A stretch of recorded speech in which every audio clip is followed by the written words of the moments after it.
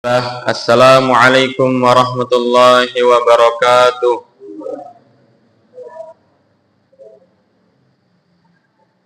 Innal hamdalillah nahmaduhu wa nasta'inuhu wa nastaghfiruh wa na'udzu billahi min shururi anfusina wa min sayyiati a'malina. Man yahdihillahu fala mudhillalah wa man yudlilhu fala hadiyalah. Asyhadu an la ilaha illallah wahdahu la syarikalah wa asyhadu anna Muhammadan abduhu wa rasuluh la nabiyya wa la rasulahu ba'da. Amma ba'du. Yang terhormat pada para alim ulama, para tokoh agama, para tokoh masyarakat dan jamaah salat tarawih yang dimuliakan Allah. Segala puji hanyalah milik Allah, Rabb semesta alam, yang mana telah memberikan kita limpahan nikmat serta karunia-Nya, yang karenanya kita masih bisa berkumpul di masjid ini untuk melaksanakan salat isya dan salat tarawih secara berjamaah. Salat serta salam tak lupa kita sanjung agungkan kepada Nabi kita, Nabi Allah Muhammad sallallahu alaihi wasallam, yang kita nantikan syafaatnya di yaumil qiyamah kelak. Kaum muslimin yang berbahagia, salat sebagaimana kita ketahui merupakan ibadah yang sangat agung kedudukannya. Salat merupakan kewajiban yang sifatnya ta'abbudi, artinya bentuk penghambaan mutlak kepada Allah Subhanahu wa taala, yang tidak harus diketahui kenapa kita diwajibkan. Kita semua harus tunduk terhadap apa yang telah menjadi ketetapannya.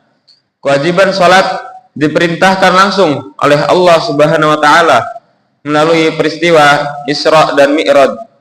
Bagi setiap orang yang mengaku muslim, baligh dan berakal sehat, kewajiban itu harus dilaksanakan oleh setiap muslim dalam kondisi apapun dan waktu kapanpun. Ibadah salat merupakan salah satu bentuk manifestasi tertinggi pengesaan seorang hamba kepada Allah Subhanahu wa taala. Dengan salat, seorang hamba melakukan komunikasi langsung dengan Rabb-Nya.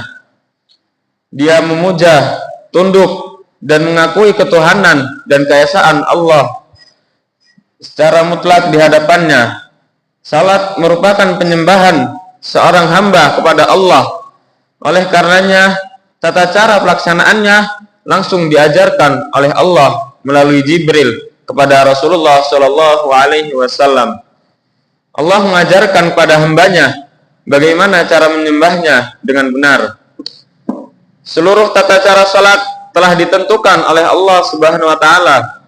Dengan demikian, siapapun tidak berhak untuk menambah atau mengurangi gerakan salat. Sebab itu, salat disebut sebagai ibadah mahdah, yakni ibadah yang murni, ditujukan kepada Allah, hanya untuk Allah.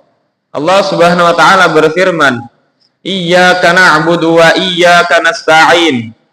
Artinya, hanya kepada Engkaulah kami menyembah dan hanya kepada Engkaulah kami memohon pertolongan. Quran surah Al-Fatihah ayat 5. Tidak ada makhluk yang berhak mendapatkan pemujaan dan penyembahan dengan cara seperti salat, sebagaimana yang Allah jelaskan dalam surah Al-An'am ayat 162 dan 163. Qul inna salati wa nusuki wa mahyaya wa mamati lillahi rabbil alamin la syarika lahu wa bidzalika umirtu wa ana awwalul muslimin. Yang artinya, katakanlah Muhammad, sesungguhnya salatku, ibadahku, hidupku dan matiku hanyalah untuk Allah, Tuhan semesta alam. Tidak ada sekutu baginya, dan demikianlah yang diperintahkan kepadaku, dan aku adalah orang yang pertama-tama berserah diri kepada Allah.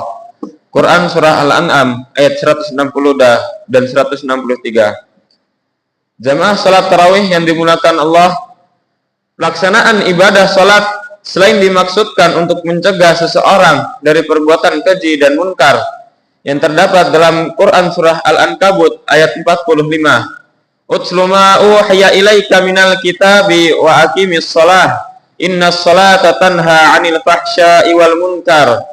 Wa la dzikrullahi akbar. Wallahu ya'lamu ma tasna'un.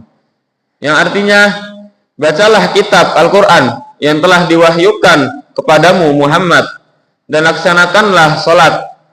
Sesungguhnya salat itu mencegah dari perbuatan keji dan munkar.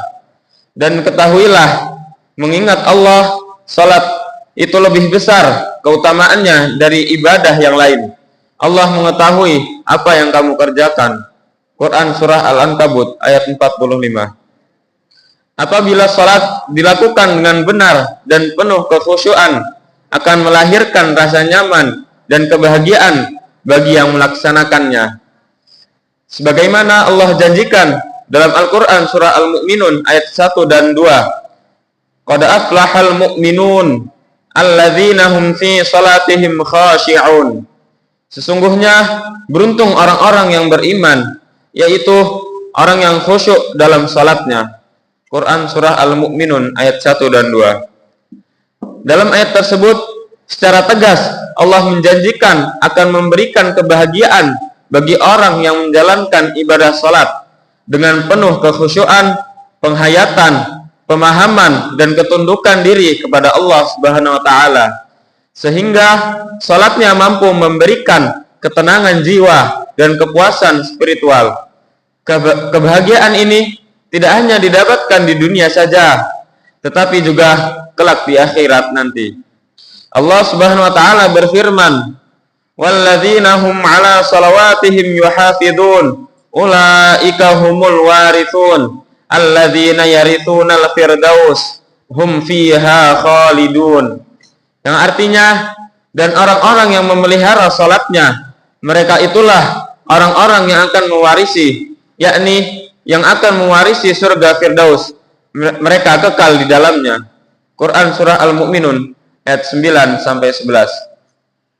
Jemaah salat tarawih yang dirahmati Allah, selain itu semua, salat merupakan penentu keselamatan manusia di hadapan Allah Subhanahu wa taala. Ketika Allah mengadakan perhitungan amal dari setiap hambanya untuk diberikan balasan yang setimpal, di antara amalan yang akan dihisab pertama kali oleh Allah adalah salat. Jika ibadah salat seseorang baik diterima oleh Allah, maka selamatlah ia. Namun jika tidak, maka bertanda bencana akan segera menghampirinya. Sebagaimana Rasulullah menjelaskan, yang artinya yang pertama-tama dipertanyakan, diperhitungkan terhadap seorang hamba pada hari kiamat dari amal perbuatannya adalah salatnya. Apabila salatnya baik, maka dia beruntung, dan apabila salatnya buruk, maka dia akan kecewa dan merugi. Hadis riwayat An-Nasa'i. Menyadari tentang hal itu, para salafus salih sangat hati-hati dalam mendirikan salat. Mereka selalu berusaha untuk khusyuk dan mendirikannya dengan sepenuh hati. Karena salat akan menjadi barometer keislaman dan keselamatan seseorang di dunia dan akhirat.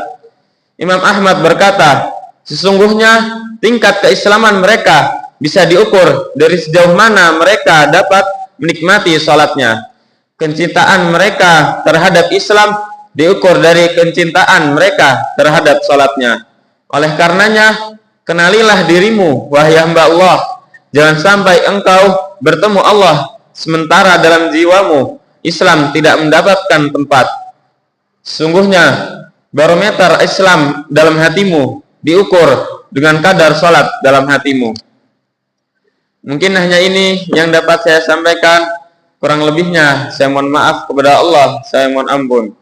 Hadanallahu wa iyyakum ajma'in. Wassalamualaikum warahmatullahi wabarakatuh.